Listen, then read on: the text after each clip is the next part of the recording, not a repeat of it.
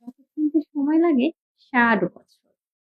বয়স যখন ৪ বছর, আমার বাবা মহান। বয়স যখন ৬ বছর, আমার বাবা সব জানে, সব থেকে বেশি সাহসী। বয়স যখন ১০ বছর, আমার বাবা খুব ভালো মানুষ, কিন্তু একটু বেশি রাগী।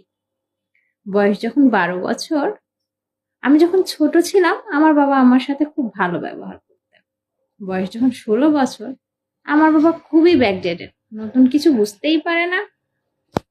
বয়স যখন ১৮ বছর, আমার বাবা দিন দিন খিটখিটে হয়ে যাচ্ছে। বয়স যখন ২০ বছর, বাবার সাথে থাকাটা অসহ্য হয়ে উঠেছে। জানি না মা কি করে বাবার সঙ্গে থাকে। বয়স যখন ২৫ বছর, আমার বাবা আমার সবকিছুতেই বারণ করেন, কে জানে কবে বুঝবেন। বয়স যখন ৩০ বছর, আমার ছোট ছেলেকে সামলানো মুশকিল হয়ে উঠেছে। আমরা